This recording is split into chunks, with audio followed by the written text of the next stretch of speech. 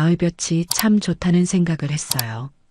창문으로 들어오는 햇살이 거실 바닥에 길게 늘어지는 모양새가 꼭 어릴 적 할머니 댁 툇마루에 앉아있던 기억을 떠올리게 만들더군요. 매일 아침 거의 비슷한 시간에 일어나 비슷한 하루를 보내지만 계절이 바뀌는 건 이렇게 사소한 풍경으로 문득 깨닫게 되곤 하죠. 아들 성태가 출근하고 어린 손주 민준이가 어린이집에 가고 나면 이 넓은 집에는 온전히 저 혼자만의 시간이 찾아옵니다. 적적하지 않냐고 묻는 사람도 있지만 저는 이 고요함이 참 좋아요. 좋아하는 라디오 방송을 작게 틀어놓고 집안 구석구석을 쓸고 닦다 보면 잡념도 사라지고 마음도 차분해지거든요. 올해로 70을 넘겼지만 아직 허리 하나는 꼿꼿하다고 자부합니다. 평생을 부지런히 움직이며 산 덕분인지 아니면 타고난 건강 체질인지는 몰라도요. 아들 내외와 함께 살기 시작한 지도 벌써 5년이 넘었네요. 처음엔 한 집에 사는 게 서로 불편하지 않을까 걱정도 많았지만 그래도 한 지붕 아래 아들, 며느리, 손주가 복닥거리며 사는 모습을 보는 게 제게는 큰 기쁨이죠. 물론 기쁨만 있는 건 아니랍니다. 세대가 다르고 살아온 환경이 다르니 어찌 생각까지 똑같을 수 있겠어요. 특히 며느리 영지에 대해서는 가끔 마음이 복잡해질 때가 있어요. 영지는 참 똑 부러지고 생활력 강한 아이예요. 자기 주장도 확실하고 손해도 절대 안 보려고 하죠. 요즘 세상 살려면 저렇게 야무져야 한다는 건 알지만 가끔은 그 모습이 좀 차갑게 느껴질 때가 있답니다. 돈 버는 일에 유독 관심이 많아서 결혼하고 나서도 쉬지 않고 이런저런 일을 벌였어요. 인터넷으로 물건을 떼다 팔기도 하고 잠시 작은 가게를 열었다가 접기도 했죠. 그 열정과 에너지는 참 대단하다고 생각해요. 다만 그 과정에서 너무 계산적이고 이익만 좇는 모습을 볼 때면 마음 한구석이 서늘해지곤 했습니다. 그래도 우리 성태가 좋다고 선택한 짝이고 제 눈에는 아직 철없는 손녀 같은 마음도 있어서 웬만한 일에는 그저 허허 웃고 넘기려고 노력하는 편이에요. 그날 아침도 여느 때와 다르지 않았어요. 성태는 회사 갈 준비를 서두르고 있었고 영지는 민준이 밥을 챙기느라 분주했죠. 식탁에 앉아 아침 뉴스를 보는데 마침 동네 소식이 나오더군요. 우리 동네의 자랑, 제15회 들꽃 축제가 오늘부터 사흘간 중앙공원에서 열립니다. 다채로운 볼거리와 먹거리가 준비되어 있으니 시민 여러분의 많은 참여 바랍니다. 아, 맞다. 오늘부터 축제였지. 저는 손뼉을 치며 민준이를 돌아봤어요. 민준아, 오늘 어린이집 끝나고 할머니랑 축제 구경 갈까? 가서 솜사탕도 사 먹고 활짝 핀 꽃도 보자. 제 말에 민준이는 좋아서 방방 뛰며 네, 할머니. 좋아요. 를 외쳤습니다. 그 모습을 보던 영지가 숟가락을 탁 내려놓으며 말하더군요. 어머님, 민준이 데리고 그런 데 가시면 힘들어요. 사람도 많고 먼지도 많고 그냥 집에서 쉬세요. 모처럼 동네에서 크게 하는 축제인데 애한테 좋은 구경 시켜주면 좋지. 내가 잘 데리고 다닐 테니 걱정 마라. 아니, 제 말은 그게 아니라 민준이 감기라도 걸리면 어떡해요. 그리고 제가 오늘 좀 바빠서 민준이 일찍 데리러 가기 힘들 것 같은데. 영지의 말투에는 늘 묘한 가시가 숨어 있어요. 걱정하는 말 같지만 들어보면 결국 자신의 편의를 먼저 생각하는 속내가 비치죠.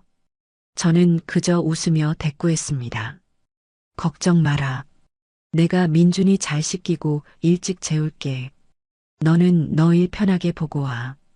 영지는 더는 아무 말 없이 입을 꾹 다물고 민준이 입에 밥을 밀어넣기만 했어요. 성태는 그저 멋쩍게 웃으며 제 눈치를 한번, 아내 눈치를 한번 살필 뿐이었죠. 늘 있는 일이었어요. 오후가 되자 제 마음은 아침의 작은 언쟁은 잊고 축제에 갈 생각으로 잔뜩 부풀어 올랐습니다. 민준이를 어린이집에서 데리고 나와 곧장 중앙공원으로 향했죠. 공원 입구부터 벌써 사람들로 북적이고 있었어요. 흥겨운 노랫소리가 울려 퍼지고 맛있는 냄새가 코를 간지렸습니다. 민준이는 제 손을 꼭 잡고 여기저기 구경하느라 정신이 없었어요. 할머니, 저거 봐요. 솜사탕?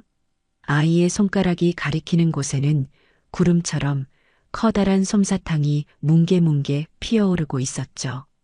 저는 지갑을 열어 민준이에게 토끼 모양 솜사탕을 하나 사서 안겨주었습니다. 아이가 행복해하는 모습을 보니 제 마음도 덩달아 즐거워졌어요. 그렇게 한참을 돌아다니며 축제 분위기를 만끽하고 있을 때였어요. 유난히 사람들이 길게 줄을 서 있는 곳이 눈에 띄더군요. 확성기를 통해 들려오는 쩌렁쩌렁한 목소리가 귀에 익었죠. 자, 김밥 맛보고 가세요. 대한민국에서 제일 맛있는 명품 김밥. 한 줄에 단돈 4,000원. 자, 줄 서세요, 줄 서. 가까이 다가가 보니 그 목소리의 주인공은 다름 아닌 제 며느리, 영지였습니다.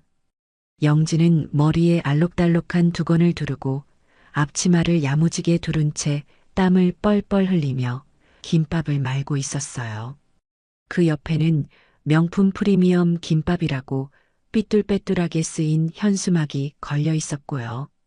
저는 순간 제 눈을 의심했어요.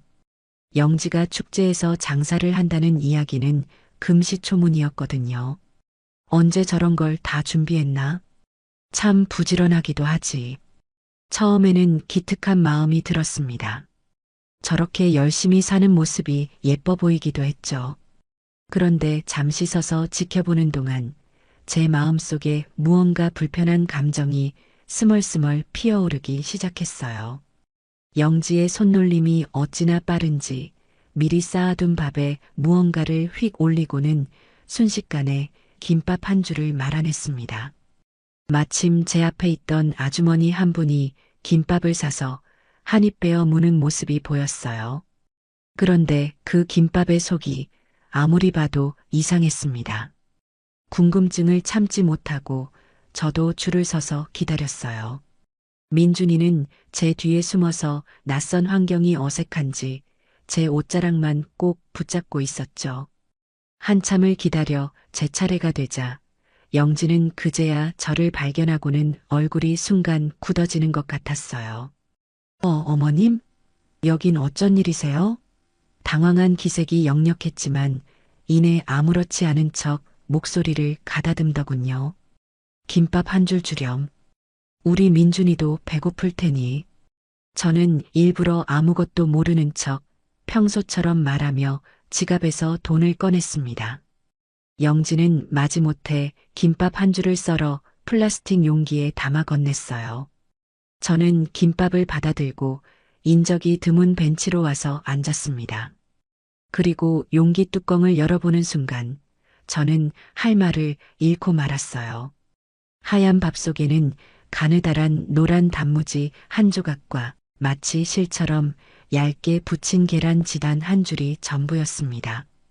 그 흔한 시금치나 당근, 해만 조각도 들어있지 않았죠. 이게 명품 프리미엄 김밥이라고? 그리고 이 김밥 한 줄의 가격이 4,000원이라고? 저는 믿을 수가 없었습니다. 이건 김밥이라고 부르기도 민망한 수준이었어요. 그냥 밥에 단무지를 싸서 김으로 만 것뿐인데 이걸 돈 받고 팔고 있다니. 심지어 축제라는 특수성을 이용해 터무니없는 가격을 매긴 것이죠. 제 얼굴이 화끈거려 견딜 수가 없었습니다. 이건 단순히 장사 수완이 좋은 게 아니었어요. 이건 사람들을 기만하는 행위였죠. 민준이가 배고프다고 보채는 바람에 김밥 한 조각을 입에 넣어주니 아이는 맛이 없는지 금세 뱉어버리더군요. 할머니 맛없어. 안 먹을래. 저는 더 이상 그곳에 머물고 싶지 않았습니다. 영지를 아는 척하기도 모르는 척하기도 힘든 이 상황이 너무나 부끄럽고 창피했어요. 저는 민준이 손을 잡고 서둘러 축제 현장을 빠져나왔습니다.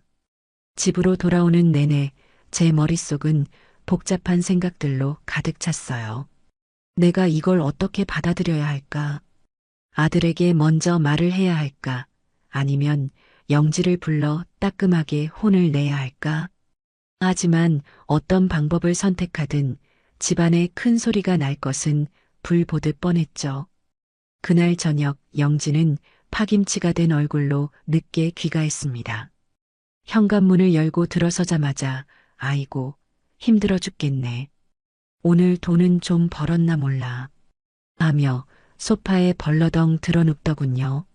성태는 기다렸다는 듯 달려가 아내의 어깨를 주물러주며 고생했어. 여보. 힘들었지? 얼마나 팔았어? 하고 물었어요. 영지는 신이 난 목소리로 오늘 하루의 무용담을 늘어놓기 시작했습니다. 말도 마. 사람들이 줄을 서서 사갔다니까? 역시 장사는 목이랑 아이템이 중요해. 최소 비용으로 최대 효과를 내는 거. 이게 바로 사업수완 아니겠어? 그 말을 듣고 있는 제 속은 부글부글 끓어오르고 있었어요. 최소 비용?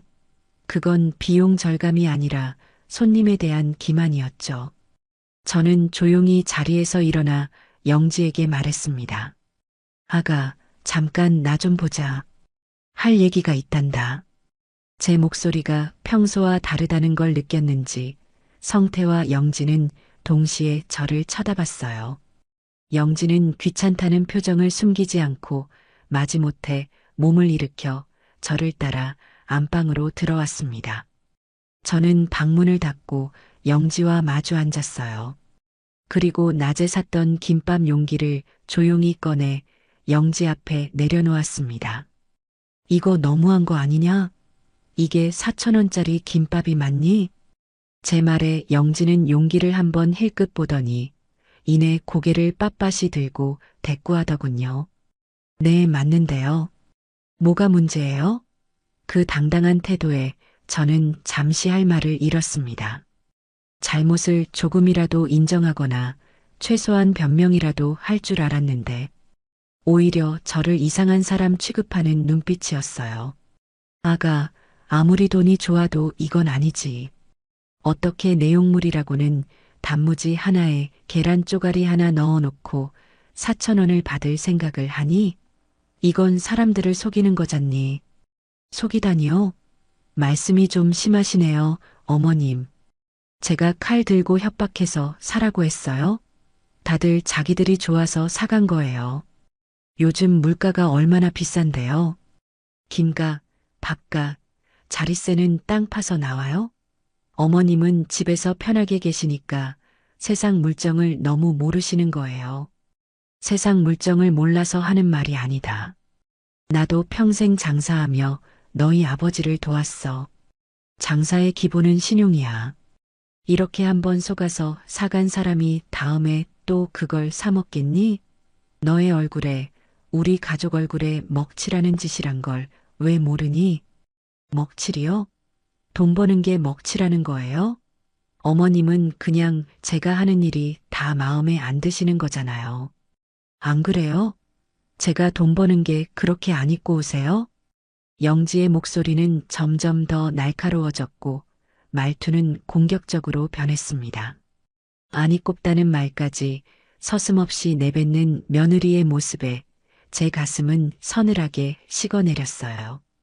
이건 단순히 철이 없는 수준을 넘어선 문제였죠. 잘못된 가치관이 뼛속까지 박혀 있는 것 같았어요. 너 정말 그렇게밖에 말을 못하겠니? 내가 너 돈 버는 걸 막는 것처럼 들려? 사람으로서 지켜야 할 최소한의 양심에 대해 이야기하는 거잖니. 양심이요? 하? 양심 따져서 부자 된 사람 있으면 나와보라고 하세요.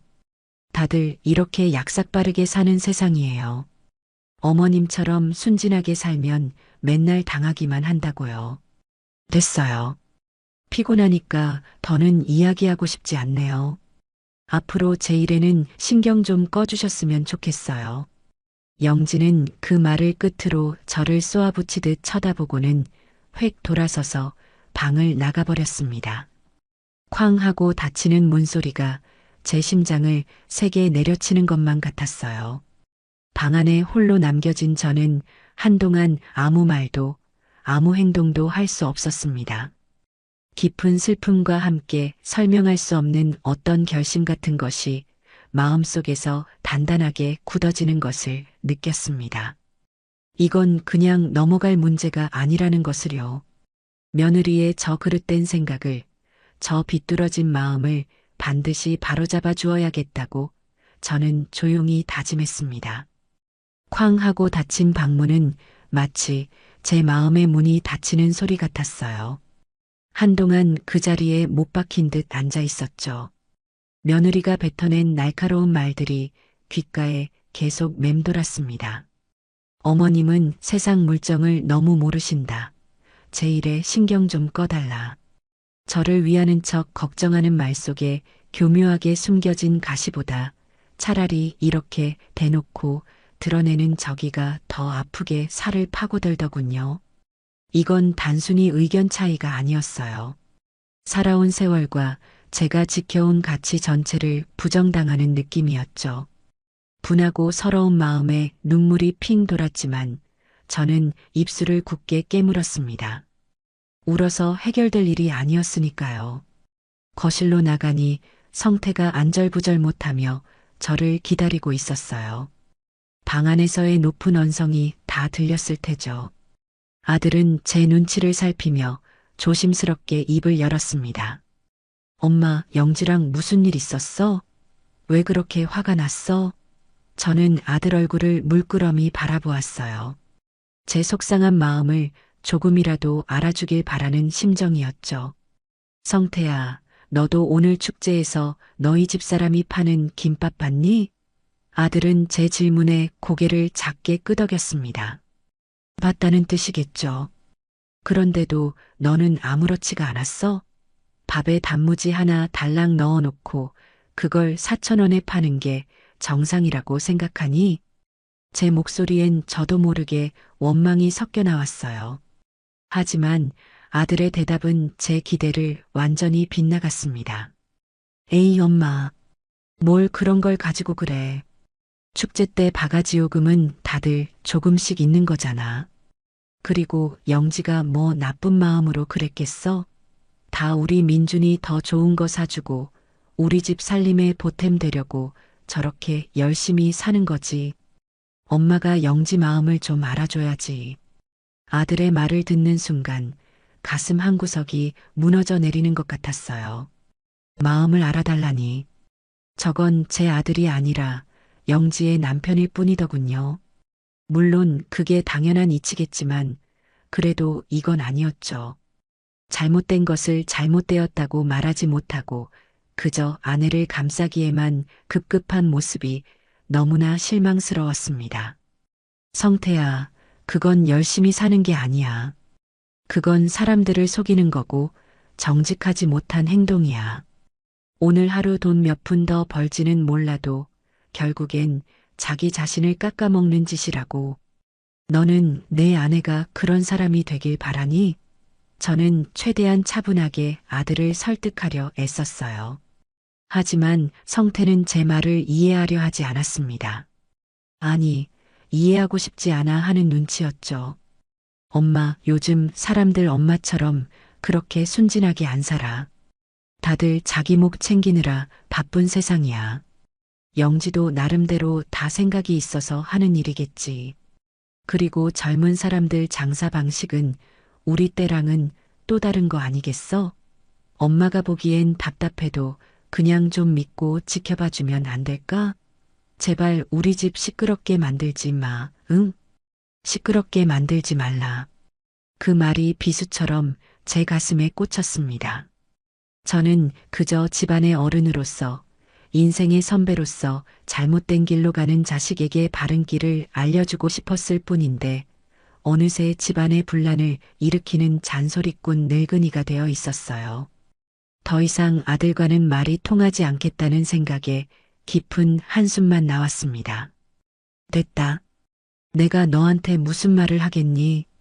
너는 그냥 평생 그렇게 내 안에 치마폭에 쌓여서 살아라. 저는 그 말을 남기고 제 방으로 들어와 버렸어요. 등 뒤로 엄마, 내 말은 그게 아니라 하고 외치는 아들의 목소리가 들렸지만 돌아보지 않았습니다. 이제 이 집에서 내 편은 아무도 없다는 외로움과 고립감이 파도처럼 밀려왔어요. 다음 날 아침 식탁의 공기는 얼음장처럼 차가웠습니다. 영지는 보란 듯이 저를 투명 인간 취급했고 성태는 양쪽 눈치를 보느라 밥이 코로 들어가는지 입으로 들어가는지 모르는 표정이었죠. 저 또한 굳이 먼저 말을 걸고 싶지 않았어요. 팽팽한 침묵 속에서 오직 민준이의 숟가락 소리만이 경쾌하게 울렸습니다. 그날 이후로 영지의 행동은 더욱 대담해졌어요. 마치 저에게 시위라도 하듯 매일 저녁 축제 장사 준비로 집안을 어수선하게 만들었죠. 거실 한가운데에 재료들을 늘어놓고 밤늦게까지 김을 자르고 단무지를 포장했어요. 그럴 때마다 저는 일부러 못 본 척 텔레비전 소리만 키웠습니다. 그러던 어느 날이었어요. 거실에서 소파에 앉아 뜨개질을 하고 있는데 주방 식탁에 앉아있던 영지가 갑자기 깔깔거리며 웃는 소리가 들렸어요. 스마트폰을 들여다보며 뭐가 그리 재미있는지 연신 키득거리고 있었죠. 자기야, 이것 좀 봐. 완전 대박이야. 내 김밥 먹어본 사람들이 남긴 후기인데 칭찬이 장난 아니야. 영지의 말에 성태가 다가가 스마트폰 화면을 함께 들여다보며 맞장구를 쳤습니다. 오, 진짜네? 살면서 먹어본 김밥 중에 제일 미니멀하고 깔끔한 맛이었어요. 요즘처럼 모든 과한 시대에 꼭 필요한 김밥. 다이어트 식단으로 최고. 다들 난리인데? 저는 어이가 없어서 저도 모르게 헛웃음이 나왔습니다. 미니멀한 맛? 다이어트 식단? 속이 텅텅 빈 김밥을 그런 식으로 포장하다니 정말 기가 막힐 노릇이었죠. 슬그머니 다가가 어깨너머로 그 화면을 훔쳐봤어요. 영지가 운영하는 SNS 계정이었습니다. 영진의 명품 김밥이라는 이름으로 그럴듯하게 꾸며놓았더군요. 축제에서 찍은 사진들, 사람들이 줄 서 있는 모습만 교묘하게 편집해서 올린 게시물들이 가득했어요. 그리고 그 밑에는 방금 성태가 읽어준 것과 같은 낯간지러운 칭찬 댓글들이 수십 개나 달려 있었죠. 하지만 누가 봐도 이상했어요. 댓글을 남긴 사람들의 계정을 눌러보니 대부분 만들어진 지 얼마 안 된 유령 계정이거나 서로가 서로의 게시물에 품앗이처럼 댓글을 달아주는 계정들이었습니다. 영지가 스스로 사람들을 동원해 거짓 후기를 만들어내고 있었던 겁니다. 더 기가 막힌 것은 따로 있었어요. 어떤 게시물에는 저를 겨냥한 듯한 글이 버젓이 올라와 있었죠. 해시태그 시월드 입성 해시태그 잔소리 폭격기 해시태그 꼰대는 되지 맙시다 같은 해시태그와 함께 좋은 뜻으로 시작한 일에 사사건건 간섭하고 구시대적 발상으로 발목 잡는 사람이 있다면 어떻게 해야 할까요? 유유 요즘 젊은 사람들의 열정과 도전을 구시대의 잣대로 평가하지 말아주세요. 라는 글이 적혀 있었어요. 익명이었지만 누가 봐도 저를 두고 쓴 글이라는 걸 알 수 있었죠. 그 글 밑에는 영지의 친구들인 듯한 사람들이 힘내. 너 잘못한 거 하나도 없어. 그런 말은 한 귀로 듣고 한 귀로 흘려버려. 같은 위로의 댓글을 달아놓고 있었습니다. 제 온몸의 피가 거꾸로 솟는 것 같았어요. 어른을 공경하기는커녕 자신의 잘못을 지적하는 시어머니를 온라인 공간에서 조롱거리로 만들고 있다니. 이건 선을 넘어도 한참 넘은 행동이었습니다. 저는 더 이상 참을 수가 없었어요. 그 자리에서 영지에게 소리쳤습니다. 아가, 너 지금 이게 무슨 짓이니? 어떻게 사람들 앞에서 나를 이런 식으로 우습게 만들 수가 있어? 제 고함에 영지는 놀란 기색도 없이 스마트폰에서 눈을 떼고 저를 빤히 쳐다보더군요. 그리고는 입꼬리를 비죽이며 말했습니다. 어머님, 이거 어머님 얘기라고는 안 했는데요? 왜 혼자 뜨끔해서 그러세요? 도둑이 제발 저리신 건 아니고요? 그 뻔뻔한 태도에 정말이지 말문이 막혔습니다. 옆에 있던 성태가 상황을 수습하려 나섰어요. 엄마, 왜 그래? 영지가 엄마 얘기한 거 아니래잖아. 그냥 요즘 젊은 애들이 인터넷에 푸념처럼 쓰는 글이야. 너무 예민하게 받아들이지 마. 예민한 게 아니라 이게 사실이잖니. 내가 언제 너의 열정과 도전을 발목 잡았어? 잘못된 것을 잘못됐다고 말한 게 그렇게 큰 죄니? 그리고 이 가짜 후기들은 다 뭐고, 사람들 눈을 속여서 돈을 버는 게 그렇게 자랑스러워? 자랑스러운데요? 돈 버는 게 왜요? 돈 못 버는 게 창피한 거지. 어머님은 평생 돈 걱정 없이 편하게만 사셔서 제 마음을 절대 이해 못 하실 거예요. 어떻게든 아등바등 살아서 우리 민준이 남들 하는 거 다 해주려면 저는 이렇게라도 해야 돼요. 어머님처럼 고상하게 앉아서 양심 타령이나 하고 있을 여유가 저한테는 없다고요. 영지는 한치의 물러섬도 없이 제게 쏘아붙였습니다. 돈, 돈, 돈. 모든 대화의 끝은 결국 돈이었어요. 마치 돈이 모든 잘못을 정당화해주는 면죄부라도 되는 것처럼 말이죠. 저는 깨달았습니다. 더 이상의 대화는 무의미하다는 것을요. 영지는 자신의 행동이 무엇이 잘못되었는지 전혀 인지하지 못하고 있었고, 앞으로도 그럴 생각이 없어 보였어요. 아들 역시 아내의 잘못을 바로 잡아줄 의지가 없었죠. 이제 이 문제를 해결할 사람은 저 자신밖에 없다는 생각이 들었습니다. 이대로 며느리가 그릇된 길을 가도록 내버려 둘 수는 없었어요. 그건 영지를 위해서도 제 아들을 위해서도 그리고 아무것도 모르는 제 손주 민준이를 위해서도 결코 옳은 일이 아니었습니다. 그날 밤 저는 잠을 이룰 수가 없었습니다. 방에 누워 뒤척이다가 결국 조용히 거실로 나왔어요. 창밖을 보니 휘영청 밝은 달이 떠 있더군요. 저 달은 수십 년 전 제가 시집 오던 그날 밤에도 저렇게 떠 있었죠. 그때는 참 모든 것이 어렵고 막막했지만 그래도 마음 항구에는 정직하게 살면 언젠가는 좋은 날이 올 거라는 굳은 믿음이 있었습니다. 평생을 그 믿음 하나로 버텨왔는데 이제와 제 며느리는 그 모든 것을 비웃고 있었어요. 제 인생 전체가 부정당하는 기분이었죠. 하지만 저는 주저앉아 슬퍼하고만 있을 수는 없었어요. 며느리에게 화를 내고 소리를 지르는 방식으로는 아무것도 바꿀 수 없다는 것을 깨달았거든요. 영지는 제 말을 꼰대의 잔소리로만 치부할 테니까요. 그렇다면 다른 방법을 찾아야 했습니다.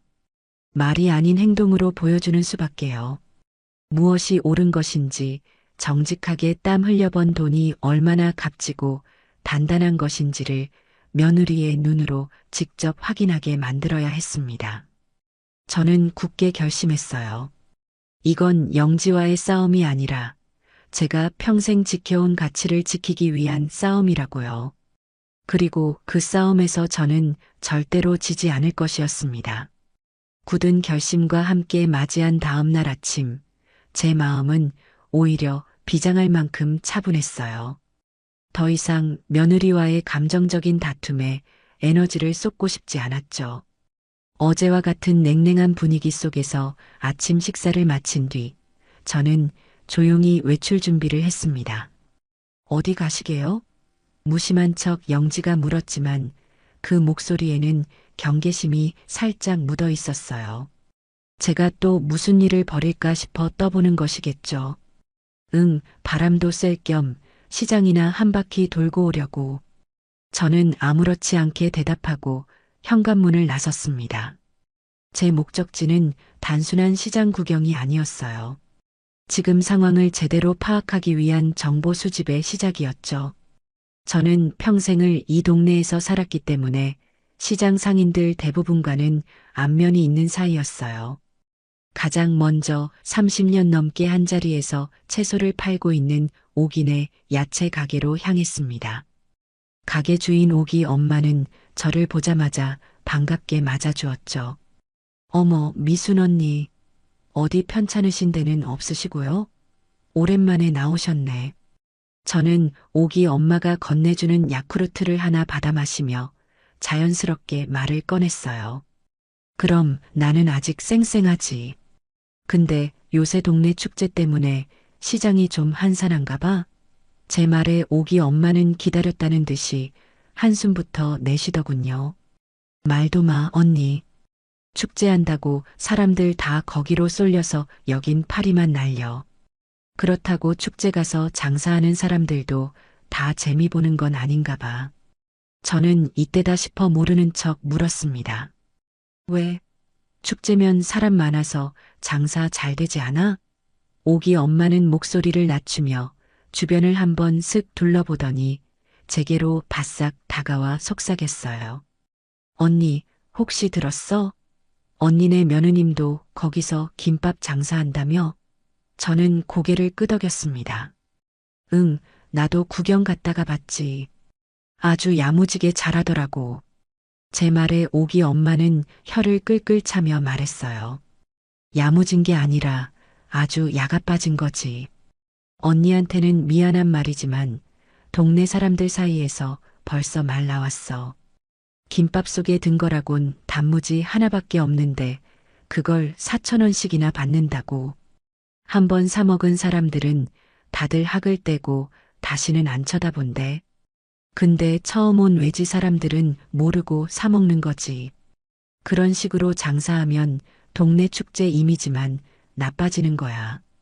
정직하게 장사하는 우리 같은 사람들까지 덩달아 욕먹는다니까. 옥이 엄마의 말은 제가 예상했던 것과 정확히 일치했어요. 다른 상인들의 생각도 궁금해졌죠. 저는 옥인의 가게를 나와 시장 안쪽으로 더 깊숙이 들어갔습니다. 수십 년째 매일 아침 직접 두부를 만들어 파는 왕고집 손두부 사장님, 정직한 재료만 쓴다고 자부심이 대단한 진짜 방앗간 아저씨를 차례로 만났어요. 그들 역시 비슷한 이야기를 하더군요. 축제 때마다 나타나서 질 낮은 음식을 비싸게 팔고 사라지는 뜨내기 장사꾼들 때문에 골치가 아픈데 이번에는 동네 사람이, 그것도 젊은 세대기 그런 행동을 하니 더 씁쓸하다는 거였죠. 그들의 말을 통해 저는 확신을 얻었습니다. 이건 저 혼자만의 문제가 아니라 정직하게 살아가는 많은 이웃들의 문제이기도 하다는 것을요. 시장을 한 바퀴 돌고 나니 마음은 더 무거워졌지만 한편으로는 제 결심이 틀리지 않았다는 안도감도 들었어요. 지친 다리를 쉬어갈 겸 시장 어귀에 새로 생긴 작은 카페로 들어갔습니다. 소인의 쉼터라는 간판이 정겨운 곳이었죠. 문을 열고 들어서니 향긋한 커피 향과 함께 어서 오세요 하는 맑은 목소리가 저를 맞았습니다. 카운터에는 앳돼 보이는 젊은 아가씨가 환한 미소로 서 있었어요. 어머님, 처음 뵙는 것 같아요. 따뜻한 차 한 잔 드릴까요? 싹싹하고 부침성 있는 모습이 참 예뻐 보였죠. 저는 대추차 한 잔을 주문하고 창가 자리에 앉았습니다. 카페 안은 아기자기하고 따뜻한 분위기로 꾸며져 있었어요. 잠시 뒤 앳된 사장님이 직접 차를 가져다 주며 제 앞에 조심스럽게 앉더군요. 어머님, 혹시 실례가 안 된다면 잠시 같이 앉아도 될까요? 시장 어르신들께 이야기는 많이 들었어요. 이 동네 터줏대감이라고요. 저는 웃으며 고개를 끄덕였습니다. 그래, 내가 이 동네 시집 와서 지금까지 살았으니 터줏대감 맞지. 아가씨는 여기 가게 연지 얼마 안 됐나 봐? 네, 이제 막 6개월 됐어요. 제 이름은 박소희예요, 어머님. 자신을 소희라고 소개한 아가씨는 참 밝고 긍정적인 에너지를 가진 사람이었어요. 우리는 금세 이런저런 이야기를 나누며 가까워졌죠. 소희 양은 좋은 원두를 직접 골라 정직하게 커피를 내리고 모든 디저트를 직접 만든다며 자신의 일에 대한 자부심을 드러냈습니다. 그 모습이 참 대견하고 예뻐 보였어요. 한참 이야기를 나누다 보니 저도 모르게 마음속 깊은 곳에 담아두었던 고민을 털어놓게 되었습니다. 며느리의 단무지 김밥 이야기부터 사람들을 속이는 장사 방식, 그리고 저를 조롱하는 SNS 이야기까지. 제 이야기를 듣는 내내 소희 양은 고개를 끄덕이며 진지하게 들어주었어요. 제가 말을 마치자 소희 양은 제 손을 꼭 잡으며 자기 일처럼 분개하더군요. 어머님, 정말 속상하셨겠어요. 어떻게 그런 식으로 장사를 할 수가 있죠? 그건 손님들을 우습게 보는 거고 결국 자기 자신을 속이는 거잖아요. 소희 양의 진심 어린 위로에 저도 모르게 눈시울이 붉어졌습니다. 내 아들도 이해해주지 못하는 내 마음을 오늘 처음 만난 이 젊은 아가씨가 알아준다는 사실이 무척이나 고마웠어요. 한참 동안 제 등을 토닥여주던 소희 양이 갑자기 눈을 반짝이며 말했어요. 어머님, 근데요. 며느님을 직접 찾아가서 싸우거나 혼내시는 건 아무 소용이 없을 것 같아요. 어머님 말씀처럼 꼰대의 잔소리라고 생각하고 더 엇나갈 게 뻔해요. 그럼 어쩌면 좋겠니? 내가 정말 답답해서 그래. 제 물음에 소희 양은 마치 좋은 생각이라도 떠오른 듯 흥분된 목소리로 말을 이어갔습니다. 어머님, 우리가 선한 영향력으로 보여주는 건 어때요? 말로 하는 100마디보다 제대로 된 결과물 하나를 보여주는 게 훨씬 더 효과적일 거예요. 며느님을 직접 공격하는 게 아니라 소비자들이 스스로 무엇이 옳고 그른지 판단하게 만드는 거죠. 선한 영향력. 생소한 단어였지만 그 의미는 가슴에 와닿았어요. 그게 구체적으로 어떻게 하는 건데? 다음 축제 때 우리가 진짜 제대로 된 음식을 만들어 파는 거예요. 어머님의 손맛과 연륜에 제가 가진 젊은 감각과 SNS 홍보 능력을 합치는 거죠. 이게 진짜 정성이고 이게 진짜 맛이다라는 걸 사람들한테 확실하게 보여주는 거예요. 그러면 며느님도 분명 느끼는 게 있을 거예요. 사람들이 왜 자기 김밥이 아니라 우리 음식을 선택하는지를요.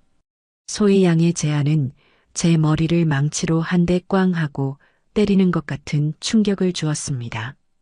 왜 그 생각을 못했을까요? 며느리와 얼굴을 붉히며 싸우는 대신 보란 듯이 실력으로, 정성으로 보여준다. 그것이야말로 가장 현명하고 통쾌한 방법이 될 수 있겠다는 생각이 들었어요. 어둠을 탓하기보다 작은 촛불 하나를 켜는 것. 바로 그거였죠. 제 마음속에 희미하게 타오르던 결심의 불씨가 소희 양의 제안으로 인해 커다란 횃불처럼 활활 타오르기 시작했습니다. 아가씨, 아니 소희 양. 정말 좋은 생각이야. 나 한번 해볼래. 소희 양이 좀 도와줄 수 있겠니? 제 말에 소희 양은 환하게 웃으며 대답했어요. 당연하죠, 어머님. 저만 믿으세요. 우리 한번 제대로 보여주자고요. 그 순간 우리는 나이를 뛰어넘어 같은 목표를 가진 든든한 동지가 되었습니다. 소희 양이라는 천군만마를 얻은 저는 그날 이후로 완전히 새로운 사람이 되었어요. 더 이상 며느리의 행동에 일희일비하며 속을 끓이지 않았죠. 대신 제 머릿속은 온통 어떻게 하면 사람들에게 진짜 맛과 정성을 보여줄 수 있을까 하는 생각으로 가득 찼습니다. 소희 양과 저는 매일 오후 그녀의 카페에 모여 머리를 맞대고 작전을 짜기 시작했어요. 소희 양은 젊은 사람답게 노트북을 펼쳐놓고 시장 분석, 예상 고객층, 홍보 전략 같은 것들을 체계적으로 정리해 나갔습니다. 저는 그런 소희 양의 모습을 보며 요즘 젊은이들의 똑똑함에 감탄하면서도 한편으로는 영지도 저런 재능을 좋은 방향으로 썼다면 얼마나 좋았을까 하는 아쉬움이 들었죠. 어머님, 일단 우리만의 시그니처 메뉴, 그러니까 대표 메뉴가 있어야 해요. 사람들이 딱 들으면 아, 그거 하고 무릎을 탁 칠 만한 강력한 한 방이 필요하다고요.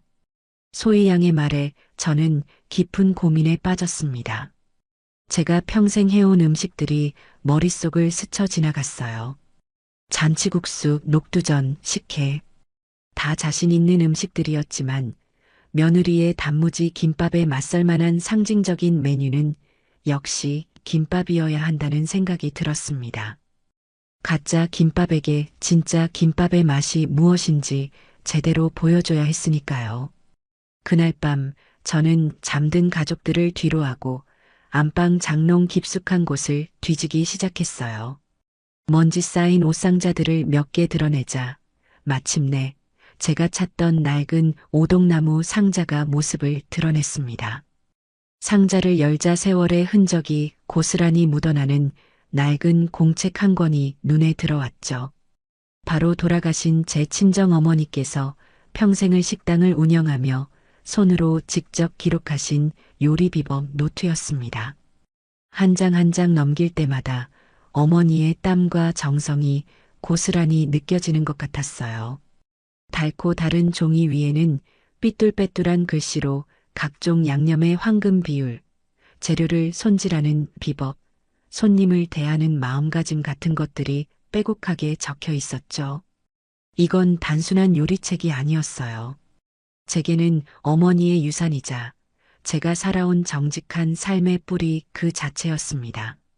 저는 노트에 김밥편을 펼쳤습니다. 거기에는 김밥의 생명은 밥이라는 문장이 가장 먼저 적혀 있었어요. 고슬고슬하게 지은 밥에 좋은 참기름과 볶은 소금, 그리고 약간의 설탕과 식초로 밑간을 해야 밥알이 살아있고 쉽게 쉬지 않는다. 시금치는 너무 무르지 않게 살짝 데쳐 물기를 꽉 짜야 하고 당근은 가늘게 채 썰어 기름에 살짝 볶아야 단맛이 살아난다. 우엉은 간장에 달짝지근하게 졸여내고 계란 지단은 두툼하게 부쳐내야 씹는 맛이 좋다. 등 당연한 것 같지만 지키기 어려운 원칙들이 세세하게 기록되어 있었죠. 저는 그 노트를 가슴에 꼭 품었어요. 이 안에 담긴 어머니의 진심을 제가 되살려내야겠다고 다짐했습니다. 다음 날 저는 비법 노트를 들고 소희 양의 카페로 향했습니다.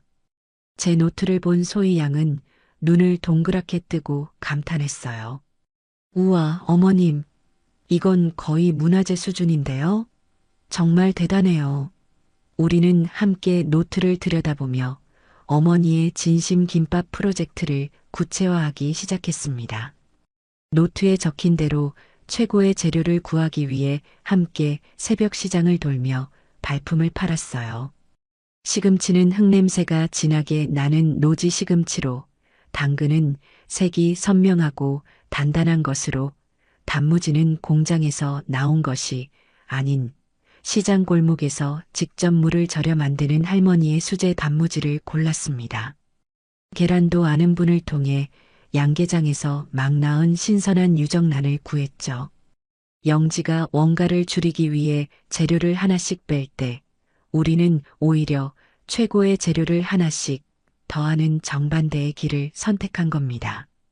재료 준비가 끝나고 드디어 김밥을 만들어 보는 날이 왔어요. 저는 소희 양에게 어머니의 비법을 하나하나 전수해 주었습니다. 밥에 배합초를 섞는 법, 시금치를 간간하게 무치는 법, 우엉을 윤기나게 조리는 법까지. 소희 양은 똑똑한 아이답게 금세 따라했고 저의 오랜 경험과 소희 양의 젊은 감각이 더해지자 놀라운 결과물이 탄생했어요. 시금치, 당근, 우엉, 계란, 단무지, 그리고 맛살까지 총 6가지의 속 재료가 꽉 찬, 보기만 해도 군침이 도는 김밥이었죠. 한 입 베어 무는 순간 입안에서 각 재료의 맛이 환상적으로 어우러졌습니다. 이건 그냥 김밥이 아니었어요. 정성과 진심이 담긴 하나의 요리였죠. 어머님, 이거 정말 제가 살면서 먹어본 김밥 중에 최고예요. 이건 무조건 성공해요. 소희 양은 아이처럼 팔짝팔짝 뛰며 기뻐했습니다.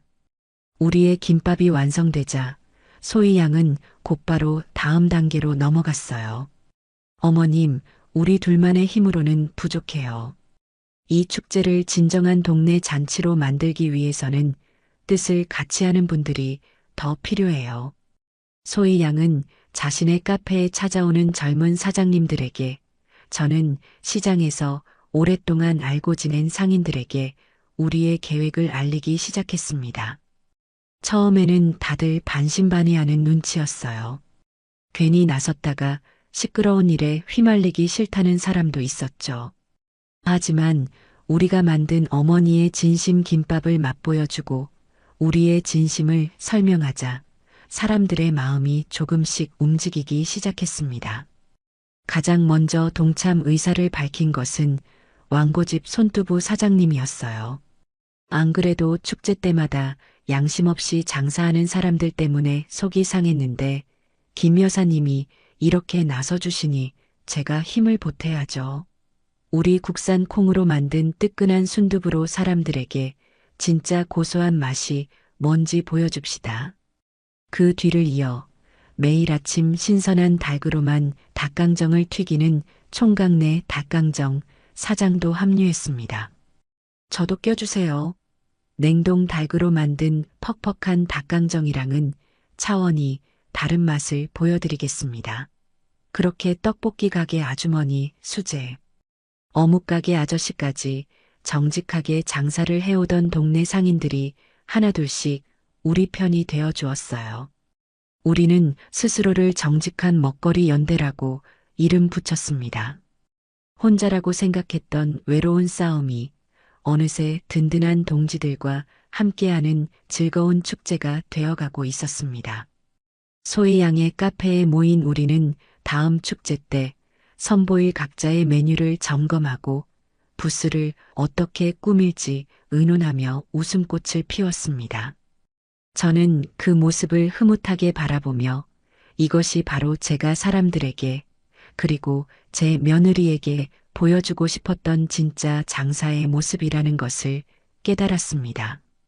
저와 소희 양 그리고 정직한 먹거리 연대 동지들의 움직임이 며느리인 영지의 귀에 들어가는 데는 그리 오랜 시간이 걸리지 않았어요. 세상에 비밀은 없고 특히나 한 달이 건너면 모두 아는 사이인 좁은 동네에서는 더욱 그랬죠. 아마 시장에 장 보러 나갔다가 누군가에게 언뜻 이야기를 전해 들었을 겁니다. 그날 저녁 집에 돌아온 영지의 얼굴에는 노골적인 비웃음과 경계심이 뒤섞여 있었습니다. 평소에는 거실에 있는 저를 본체만 채하던 아이가 그날은 일부러 제 앞에 와서 팔짱을 끼고 서더군요. 어머님, 요새 시장분들이랑 아주 재미있는 모임을 시작하셨다면서요? 무슨 정직한 먹거리연데? 이름 한번 거창하네요. 무슨 독립투사라도 되시는 줄 알겠어요. 영지의 말투에는 조롱이 가득했습니다. 저는 뜨개질하던 손을 멈추고 조용히 영지를 올려다보았어요. 여기서 같이 흥분해서 언성을 높이면 지는 것이고 제가 원하는 그림이 아니었죠. 저는 그저 옅은 미소를 지으며 대답했습니다. 재미있는 모임이라기보다는 뜻이 맞는 사람들끼리 좋은 음식을 만들어 보자는 소박한 다짐 같은 거지. 너도 장사하는 사람이니 잘 알지 않니? 정직한 재료로 정성을 다하면 손님들이 먼저 알아준다는 걸 말이야. 제 차분한 대답이 오히려 영지의 심기를 더 불편하게 만든 모양이었어요. 영지는 코웃음을 치며 목소리를 높였습니다. 정성이요? 어머님, 요즘 세상에 정성 타령하다가는 가게 문 닫기 십상이에요. 손님들은요, 정성 같은 거 몰라요. 그냥 싸고 양 많고 사진 찍기 좋으면 장땡이라고요. 어머님이랑 그 시장 상인분들 다들 시대에 뒤떨어진 생각만 하고 계신 거예요. 그렇게 옛날 방식만 고집하시니 평생 그 자리에서 그 모양으로 장사하고 계신 거고요. 참으로 아프고 무례한 말이었습니다. 평생을 한자리에서 묵묵히 자기 일을 해온 사람들의 삶을 그 모양이라고 폄하하다니. 하지만 저는 화를 내는 대신 오히려 영지가 안쓰럽다는 생각이 들었어요. 눈앞의 이익에 눈이 멀어 더 소중한 가치를 보지 못하는 저 아이가 길을 잃고 헤매는 어린아이처럼 보였거든요. 그렇게 생각할 수도 있겠구나. 하지만 사람마다 중요하게 생각하는 가치는 다른 거란다. 우리는 우리가 옳다고 믿는 방식으로 한번 해보려는 것뿐이야. 너도 너가 옳다고 믿는 방식대로 열심히 하렴. 저는 더 이상 영지와 말을 섞고 싶지 않아 다시 뜨개질에 집중했습니다. 제 무심한 태도에 김이 샌 듯 영지는 두고 보세요. 누가 옳은지 결과가 말해줄 테니까 하는 말을 남기고는 제 방으로 획 들어가 버렸습니다. 그날 이후 영지는 이전보다 더욱 수상한 컨설턴트에게 의지하기 시작했어요. 제가 없는 시간에도 거실에서 스피커폰으로 통화하는 소리가 종종 들려왔죠. 저는 방 안에서 조용히 그 대화 내용을 엿들을 수 있었습니다. 수화기 너머의 남자는 아주 매끄럽고 자신감 넘치는 목소리로 영지를 부추기고 있었어요. 사장님, 그런 구닥다리 경쟁자들은 신경 쓰실 필요 전혀 없습니다. 그분들은 과거에 갇혀 사는 분들이고 우리는 미래를 보고 비즈니스를 하는 거잖아요. 그렇죠? 네, 컨설턴트님. 맞아요. 근데 자꾸 주변에서 뭐라고 하니까 저도 좀 신경이 쓰여서요. 신경 쓰지 마세요. 그건 그 사람들이 사장님의 뛰어난 사업 수완을 질투해서 그러는 겁니다. 자, 이럴 때일수록 우리는 더욱더 파격적인 전략으로 나가야 합니다. 무언가 절감, 더 확실하게 들어가야 해요. 제가 저번에 말씀드린 가성비 끝판왕 레시피 기억나시죠? 단무지요? 그것도 반으로 더 쪼개세요. 계란 지단은요? 아예 빼버리고 노란색 치자, 물로 밥에 색을 입히는 건 어떨까요? 사람들은 속을 보기 전까지는 모릅니다. 겉모습이 그럴듯하면 다 속게 되어 있어요. 이게 바로 마케팅의 기본입니다. 저는 그 말을 듣고 경악을 금치 못했습니다. 단무지를 반으로 쪼개고 계란 대신 치자, 물로 색을 내라니. 그건 사기를 넘어서 손님을 완벽하게 우롱하는 처사였죠. 그런데도 영지는 그 말을 철석같이 믿고 있었어요. 와, 역시 컨설턴트님은 천재이신 것 같아요. 어떻게 그런 생각을 하셨어요? 당장 그렇게 해봐야겠어요. 영지의 목소리에는 감탄과 존경심이 가득했습니다. 저는 저 컨설턴트라는 사람이 보통 사기꾼이 아니라는 것을 직감했어요. 사람의 욕심과 불안감을 교묘하게 파고들어 잘못된 길로 이끄는 아주 질이 나쁜 사람이었죠. 성태 역시 아내의 이런 변화를 지켜보며 점점 불안감을 느끼기 시작했습니다. 처음에는 아내 편을 들며 저를 나무라던 아들이었지만 정직한 먹거리 연대의 진심 어린 활동과 영지의 상식 이하의 장사 준비 과정을 동시에 지켜보면서 마음속에 혼란이 생긴 것 같았어요. 하루는 영지가 보이지 않는 틈을 타 부엌에서 저녁 준비를 하는 제게 다가와 조심스럽게 말을 걸더군요. 엄마, 요즘 시장 분들이랑 하시는 거 힘드시진 않으세요? 힘들 게 뭐 있니? 좋은 사람들이랑 좋은 음식 만드는 일인데 오히려 재미있고 활력이 넘친다. 그래도 영지가 엄마 하는 일 때문에 스트레스를 많이 받는 것 같아요. 자꾸 엄마랑 비교당하는 것 같다고. 성태야, 내가 너희 집사람이랑 경쟁하자고 시작한 일 같니? 나는 그저 사람들이 안심하고 먹을 수 있는 정성이 담긴 음식을 대접하고 싶을 뿐이야. 너의 아내가 그걸 경쟁으로 받아들인다면 그건 너의 아내 마음이 비뚤어져 있다는 증거겠지. 그래도 엄마, 영지가 요새 좀 이상해요. 자꾸 인터넷에 이상한 컨설턴트라는 사람이랑 통화하면서 말도 안 되는 계획들을 세우는 것 같아요. 제가 옆에서 보기에도 좀 심하다 싶은데 말을 해도 듣지를 않으니 아들의 목소리에는 깊은 걱정이 묻어 있었습니다. 저는 이때다 싶어 아들의 마음을 단단히 붙잡아야겠다고 생각했어요. 성태야, 너는 내 아내를 사랑하지? 그리고 우리 민준이도 바르고 정직한 아이로 키우고 싶을 테고. 아들은 고개를 끄덕였습니다. 그렇다면 남편으로서, 아비로서 바로잡아줘야 할 것이 있는 거야. 지금 영지는 잘못된 길로 가고 있어. 눈앞에 돈 몇 푼에 양심을 파는 행동을 하고 있단 말이다. 너라도 정신 차리고 아내를 설득해야지.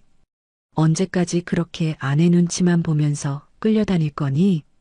제 진심 어린 충고에 성태는 아무 말도 하지 못하고 고개만 푹 숙였습니다.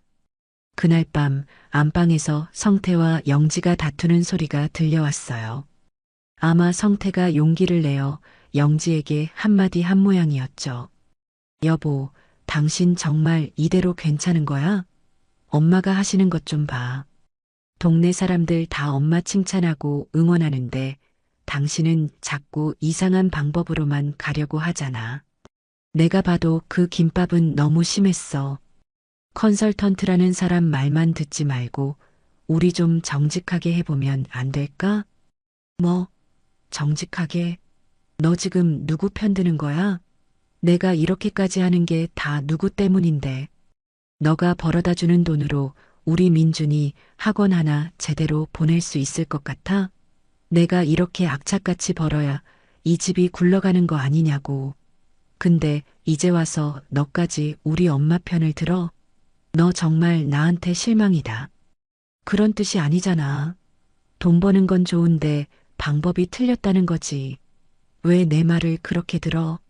그 컨설턴트라는 사람, 내가 보기엔 사기꾼 같아. 당신 돈만 뜯어내려는 속셈이라고. 시끄러워. 너가 뭘 알아? 컨설턴트님은 내 능력을 알아봐주는 유일한 사람이야. 너랑 어머님은 맨날 나를 무시하고 비난하기만 하잖아. 다 필요 없어. 나는 내 방식대로 성공해서 너랑 어머님 코를 납작하게 만들어줄 테니까 두고 봐. 두 사람의 고성은 한참 동안이나 계속되었고 결국 영지의 울음소리와 함께 방문이 세게 닫히는 소리로 끝이 났습니다. 저는 거실 소파에 앉아 그 모든 것을 들으며 조용히 눈을 감았어요. 아들이 안쓰럽고 영지가 밉기도 했지만 어쩌면 이것이 모든 것을 제자리로 돌려놓기 위해 반드시 거쳐야 할 과정이라는 생각이 들었습니다. 폭풍이 지나가야 땅이 굳어지는 법이니까요. 제 마음은 고요한 호수처럼 잔잔했습니다. 이제 주사위는 던져졌고 저는 그저 묵묵히 제가 해야 할 일을 해나갈 뿐이었습니다. 며느리가 스스로 깨닫고 돌아올 때까지 저는 진짜 어른의 역할이 무엇인지 행동으로 보여줄 참이었습니다.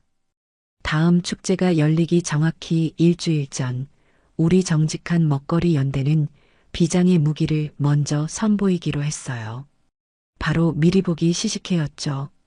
소희양의 카페 소인의 쉼터 앞에 작은 테이블을 펼쳐놓고 우리가 축제 때 팔 음식들을 동네 주민들에게 미리 맛보여주는 작은 행사를 기획한 겁니다. 어머님, 요즘은 바이럴 마케팅이 대세예요. 직접 먹어본 사람들의 진짜 입소문만큼 강력한 홍보는 없거든요. 우리가 먼저 진심을 보여주면 사람들도 분명 진심으로 화답해 줄 거예요. 소희 양의 자신감 넘치는 말에 우리 모두는 고개를 끄덕였습니다. 시식회 당일 아침, 우리는 이른 시간부터 모여 분주하게 음식을 준비했어요. 저는 밤새 정성껏 준비한 재료들로 어머니의 진심 김밥을 수십 줄 말았고 왕고집 손두부 사장님은 갓 만든 뜨끈한 순두부를 커다란 솥에 담아왔죠.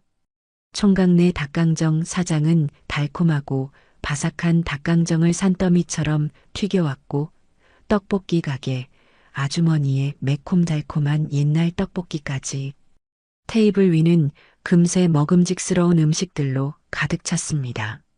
마치 작은 동네 잔치가 열린 것 같았어요. 소희 양이 예쁘게 손글씨로 쓴 정직한 먹거리 연대, 미리 맛보러 오세요.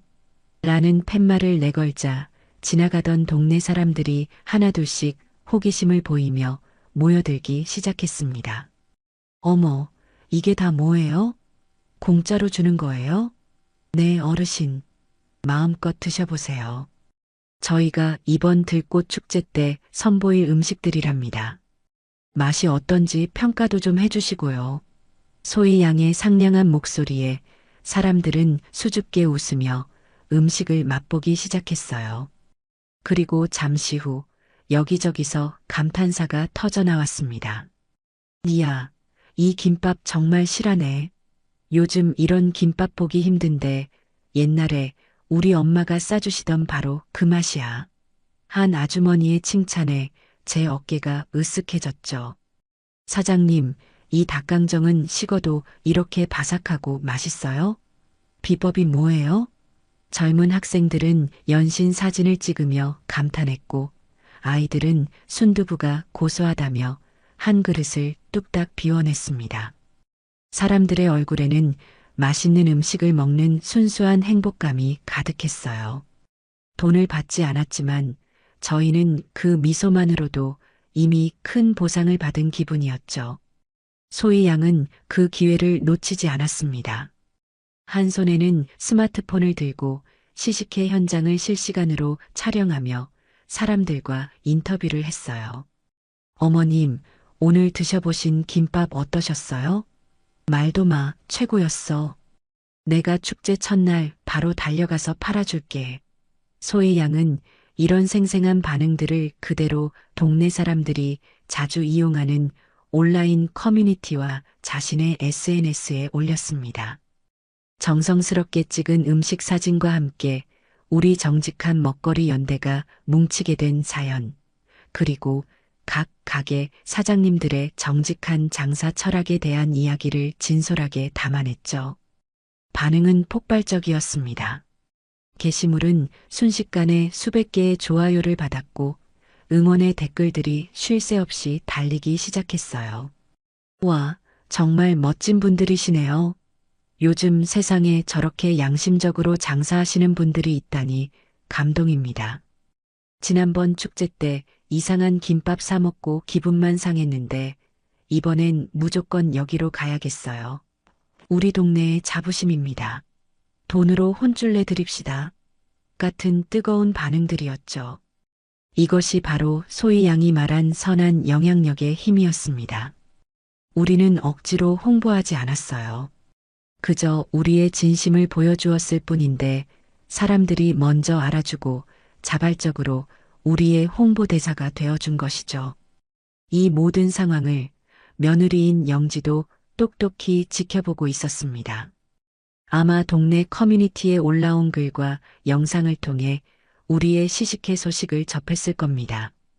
그날 저녁 집에 돌아온 영지의 얼굴은 그야말로 잿빛이었어요.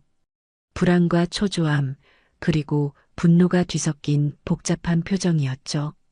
영지는 소파에 앉아있는 저를 본체만 채하고 곧장 방으로 들어가더니 또다시 그 컨설턴트라는 사람과 통화를 시작했습니다. 이번에는 스피커폰이 아니었지만 잔뜩 격앙된 목소리가 문틈으로 새어나왔어요. 컨설턴트님, 지금 인터넷 난리 난 거 보셨어요?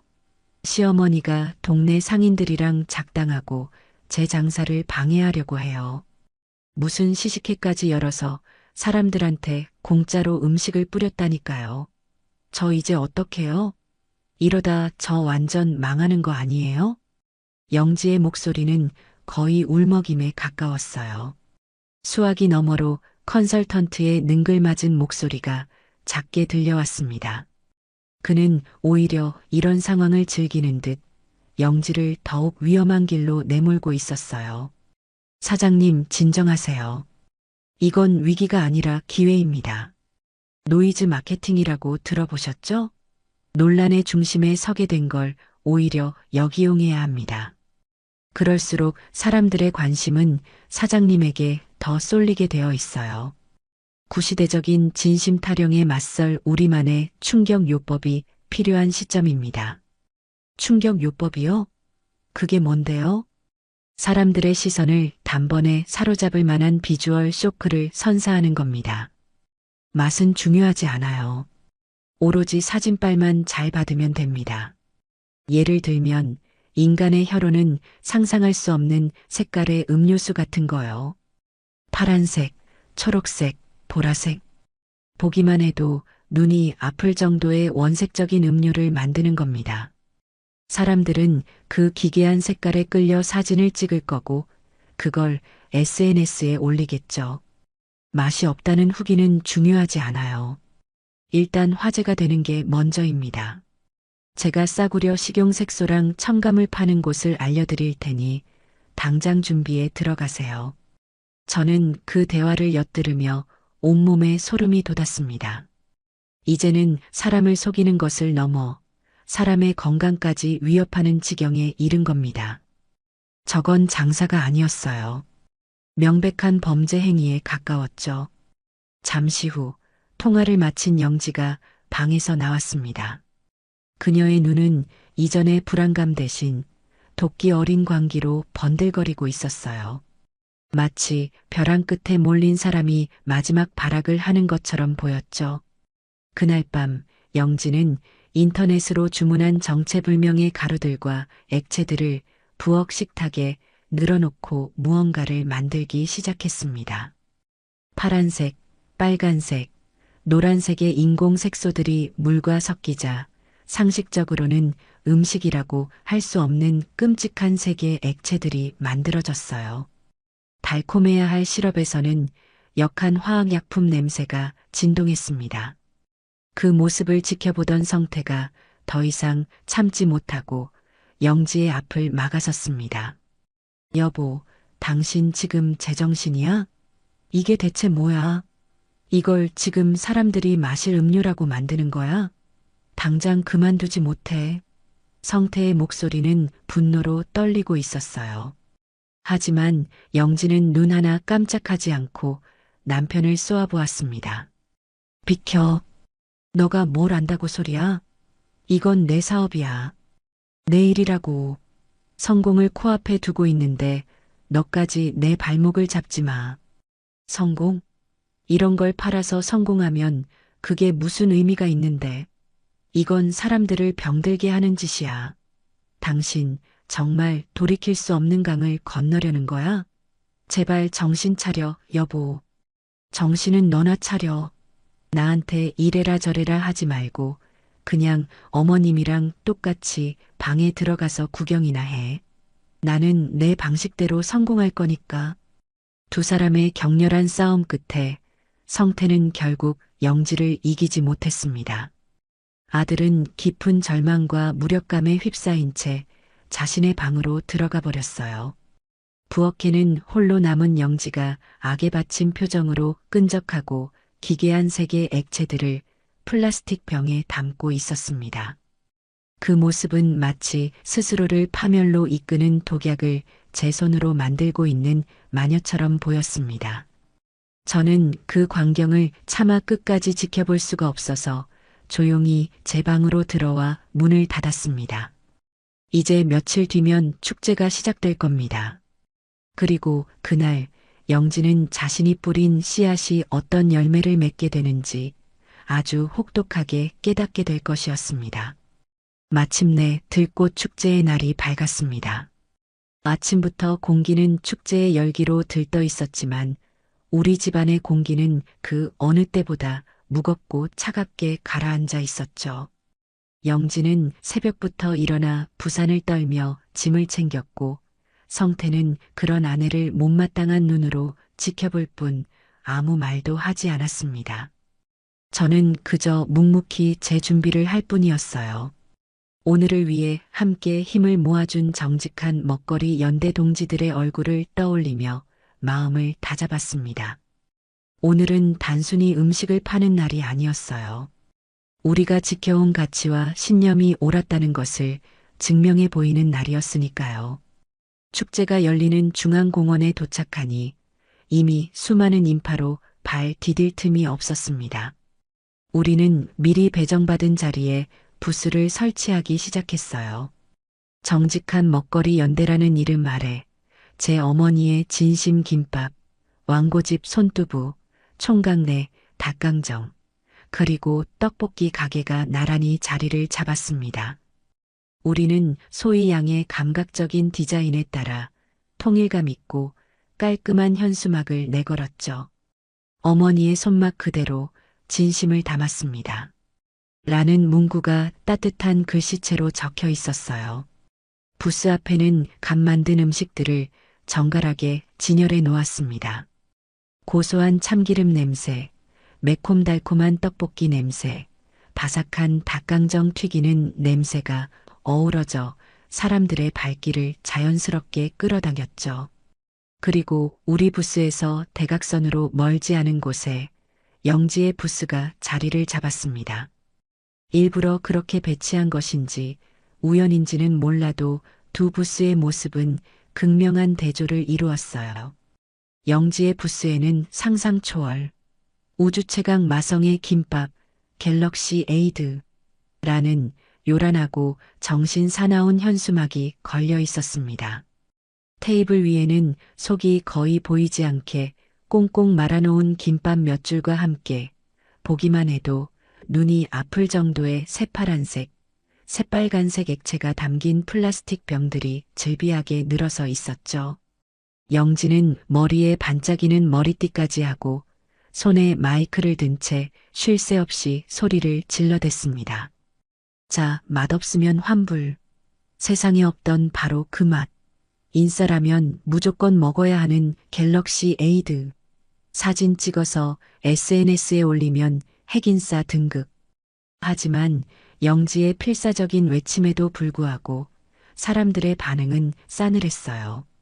오히려 그 기괴한 색의 음료수를 보며 수군거리기만 할 뿐 선뜻 지갑을 여는 사람은 거의 없었습니다. 반면 우리 정직한 먹거리 연대 부스 앞에는 장사를 시작한 지 얼마 되지 않아 금세 긴 줄이 늘어서기 시작했어요. 시식회와 온라인 홍보의 효과는 생각보다 훨씬 더 강력했습니다. 여기 지난번에 인터넷에서 본 그 집 맞죠? 김밥 2줄이랑 닭강정 큰 걸로 주세요. 어머님 시식회 때 정말 맛있게 먹었어요. 응원하는 마음으로 친구들 것까지 다 사러 왔습니다. 줄이 길어도 괜찮아요. 이런 진짜 음식을 먹으려면 얼마든지 기다릴 수 있습니다. 사람들은 마치 약속이라도 한 듯 우리를 응원해 주었고 저희는 밀려드는 주문에 눈코 뜰 새 없이 바빴지만 얼굴에서는 미소가 떠나지 않았습니다. 저는 정성껏 김밥을 말고 왕고집 사장님은 연신 두부를 썰고 총각내는 땀을 뻘뻘 흘리면서도 신나게 닭강정을 버무렸죠. 우리는 서로 눈을 마주치며 말없이 웃었습니다. 우리의 진심이 사람들에게 가닿고 있다는 사실에 가슴 벅찬 감동을 느꼈어요. 그 모든 광경을 영지는 자신의 텅 빈 부스 앞에서 망연자실한 표정으로 지켜보고 있었습니다. 사람들의 외면, 그리고 길 건너편 우리 부스의 성공적인 모습, 그 극명한 대비가 영지의 자존심을 여지없이 무너뜨리고 있었겠죠.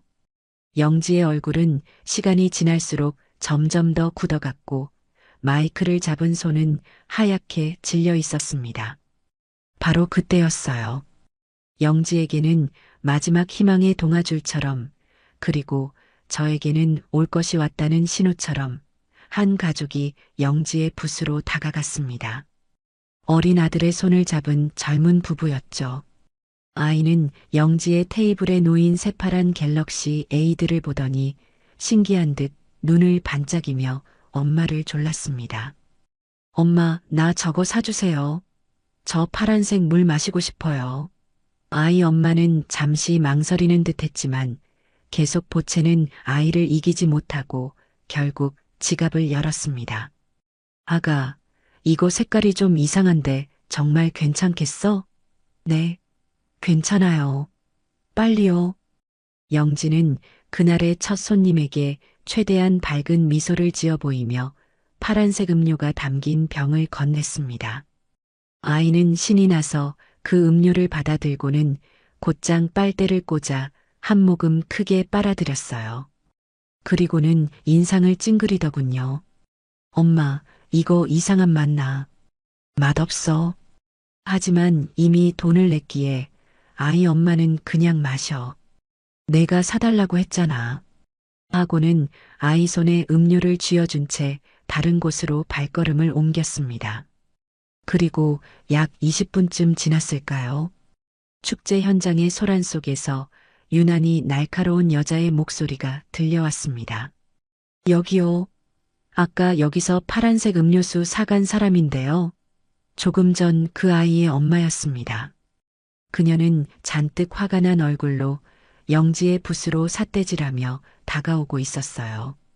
그녀의 옆에는 배를 움켜쥐고 얼굴이 하얗게 질린 아이가 금방이라도 울음을 터뜨릴 듯한 표정으로 서 있었습니다.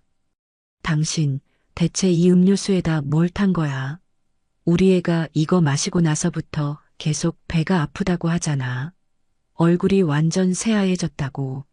당신, 이거 불량식품 파는 거지. 그렇지. 아이 엄마의 고함에 주변에 있던 모든 사람들의 시선이 순식간에 영지의 붓으로 쏠렸습니다. 영지는 당황해서 어쩔 줄을 몰라 하며 더듬거렸어요. 저는 그냥 식용색소랑 시럽만 넣었는데요. 그럴 리가 없어요. 식용색소? 이게 식용색소로 나올 수 있는 색깔이야? 당신 양심도 없어? 애들 마시는 음료에다 장난을 쳐? 당장 이거 환불해주고 우리의 병원비 내놔. 경찰에 신고하기 전에.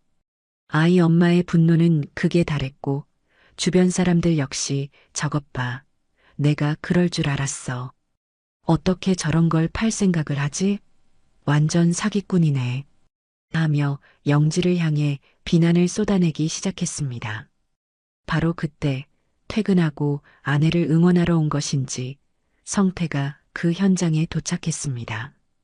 아들은 수많은 사람들에게 둘러싸여 손가락질 당하고 있는 아내의 처참한 모습을 보고 그 자리에 얼어붙고 말았어요. 결국 축제관리 요원들까지 출동하는 소동이 벌어졌고 영지의 부스는 강제로 철거 명령을 받았습니다. 영지는 아무런 변명도 하지 못한 채 넋이 나간 사람처럼 그 자리에 주저앉아 있었어요. 자신이 야심차게 준비했던 마성의 김밥과 갤럭시 에이드가 사람들의 비웃음과 경멸 속에서 짓밟히는 모습을 그저 멍하니 바라볼 뿐이었죠. 그 순간 영지의 눈에 눈물이 가득 고이는 것이 보였습니다. 그것은 분노나 억울함의 눈물이 아니었어요. 모든 것이 무너져 내린 사람의 깊은 절망과 후회의 눈물이었죠. 저는 그 모습을 멀리서 지켜보며 조용히 고개를 돌렸습니다. 통쾌함보다는 씁쓸하고 아픈 마음이 더 컸습니다. 부디 오늘의 이 혹독한 실패가 며느리가 인생의 더 중요한 가치를 깨닫게 되는 아프지만 귀한 교훈이 되기를 저는 간절히 바랄 뿐이었습니다. 축제의 소음은 거짓말처럼 멀어지고 그 자리에는 오직 차가운 정적만이 남았습니다. 아이 엄마의 날카로운 고함 소리, 주변 사람들의 수군거림, 관리 요원들의 단호한 목소리가 한바탕 휩쓸고 간 영지의 부스 앞은 전쟁터처럼 황량했죠. 바닥에는 넘어진 갤럭시 에이드병에서 흘러나온 끈적하고 기괴한 색의 액체가 흙먼지와 뒤엉켜 흉측한 자국을 남기고 있었습니다. 영지는 그 한가운데에 주저앉아 마치 영혼이라도 빠져나간 사람처럼 텅 빈 눈으로 허공을 응시하고 있었어요. 그토록 자랑스러워하던 마성의 김밥 현수막은 구겨진 채 바닥에 나뒹굴고 있었고요. 성태는 그 참혹한 광경 앞에서 한동안 돌처럼 굳어 있었습니다. 자신의 아내가, 그토록 사랑하는 아내가 수많은 사람들 앞에서 손가락질 당하고 비난받는 모습을 목격한 충격은 이루 말할 수 없이 커 보였죠. 하지만 아들은 그 자리에 주저앉아 아내를 원망하거나 책망하지 않았습니다. 대신 조용히 아내에게 다가가 겉옷을 벗어 그녀의 어깨를 감싸주었어요. 주변의 시선으로부터 아내를 가려주려는 필사적인 몸짓이었죠. 영지야, 일어나. 집에 가자. 여기서 이러고 있지 말고. 아들의 목소리는 낮고 차분했지만 그 안에는 깊은 슬픔과 아픔이 배어 있었습니다. 영지는 아무런 반응이 없었어요. 마치 성태의 목소리가 들리지 않는 사람처럼 초점 없는 눈동자만 이리저리 방황할 뿐이었죠. 성태는 아내를 억지로 일으켜 세우려 했지만 영지는 축 늘어진 인형처럼 아무런 힘이 없었습니다. 그 순간 영지는 마지막 남은 지푸라기라도 잡으려는 듯 떨리는 손으로 자신의 스마트폰을 꺼내 들었습니다. 그리고는 다급하게 어딘가로 전화를 걸기 시작했죠. 저는 보지 않아도 알 수 있었어요. 그 수상한 컨설턴트에게 연락을 하는 것이겠죠. 지금 이 절망적인 상황을 해결해줄 유일한 구원자라고 믿고 있을 테니까요. 하지만 수화기에서는 아무런 소리도 들려오지 않았습니다. 여보세요? 컨설턴트님? 제 전화 좀 받아보세요. 지금 큰일 났다고요. 영지의 애타는 목소리가 공허하게 울려 퍼졌지만 상대방은 전화를 받지 않았어요. 영지는 포기하지 않고 연거푸 전화를 걸었지만 결과는 마찬가지였습니다. 불안감이 엄습했는지 영지는 이번엔 메시지를 보내기 시작했어요. 컨설턴트님, 제발 연락 좀 주세요. 저 지금 장사 망하고 쫓겨나게 생겼어요. 어떻게 해야 해요? 다급하게 타자를 치는 손가락이 애처로울 정도로 떨리고 있었죠. 하지만 메시지 옆의 숫자 1은 오랫동안 사라지지 않았습니다. 마지막 희망이었을까요? 영지는 그 컨설턴트의 SNS 계정으로 들어갔습니다. 하지만 화면에 나타난 것은 그의 화려한 게시물이 아니었어요. 사용자를 찾을 수 없음. 이라는 차가운 문구만이 떠 있을 뿐이었죠. 그가 영지를 차단한 것이 아니라 아예 계정 자체를 삭제하고 사라져버린 겁니다. 그제야 영지는 자신이 얼마나 어리석었는지, 얼마나 철저하게 이용당했는지를 깨달은 모양이었습니다. 손에 들려있던 스마트폰이 힘없이 바닥으로 툭 떨어졌습니다. 쨍그랑 하는 소리와 함께 액정에 금이 갔지만 영지는 그 소리조차 듣지 못하는 듯 했어요. 마지막 희망이 산산조각 나는 순간 그녀의 눈에서 참아왔던 눈물이 굵은 방울로 뚝뚝 떨어지기 시작했습니다. 처음에는 소리 없는 눈물이었지만 이내 서러운 울음이 되어 터져나왔습니다. 흐엉. 아이처럼 목 놓아 우는 영지의 모습은, 얄밉던 평소의 모습은 온데간데 없이 그저 길 잃은 가여운 영혼일 뿐이었습니다. 성태는 우는 아내를 말없이 끌어안았습니다. 그리고는 제 쪽을 한번 돌아보더군요. 그 눈빛에는 미안함과 부끄러움, 그리고 저에 대한 원망이 아닌 도움을 청하는 간절함이 담겨 있었습니다. 저는 조용히 고개를 끄덕여 주었어요. 지금은 그 누구의 잘잘못을 따질 때가 아니었으니까요. 우리는 엉망이 된 부스를 서둘러 정리하기 시작했습니다. 정직한 먹거리 연대 동지들이 어느새 다가와 묵묵히 짐을 나르는 것을 도와주었어요. 그들은 영지를 비난하거나 탓하지 않았습니다. 그저 안타까운 눈빛으로 묵묵히 자신들의 일을 할 뿐이었죠. 그 침묵의 위로가 오히려 제게는 더 큰 감동으로 다가왔습니다. 집으로 돌아오는 차 안은 숨막히는 침묵만이 흘렀습니다.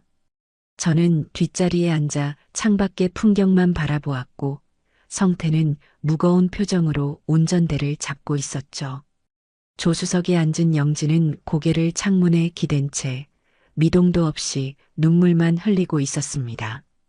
화려했던 축제의 불빛들이 빠르게 스쳐 지나갔지만 우리 가족에게는 그저 어둡고 차가운 밤의 풍경일 뿐이었어요.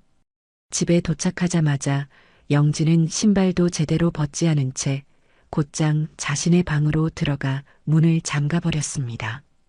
쿵 하고 닫히는 문소리가 집안의 모든 공기를 얼어붙게 만드는 것 같았죠. 성태는 지친 몸을 이끌고 소파에 주저앉아 마른 세수를 했습니다. 한참을 그렇게 앉아있던 아들이 이윽고 결심한 듯 자리에서 일어나 제 앞에 와서 섰습니다. 그리고는 아무런 예고도 없이 제 앞에 털썩 무릎을 꿇었습니다. 성태야, 너 지금 이게 무슨... 저는 너무 놀라 아들을 일으키려 했지만 성태는 제 손을 뿌리치고 고개를 깊이 숙였습니다. 엄마 죄송해요. 제가 다 잘못했어요. 아들의 목소리는 물기에 젖어 심하게 떨리고 있었습니다. 제가 못난 놈이에요. 엄마가 그렇게 말씀하셨을 때 제가 정신 차리고 영지를 말렸어야 했는데 아내 말만 듣고 엄마 마음을 너무 아프게 해드렸어요. 제가 남편으로서도 아들로서도 자격이 없는 놈입니다. 정말 죄송해요, 엄마. 성태는 어린아이처럼 어깨를 들썩이며 흐느끼기 시작했습니다.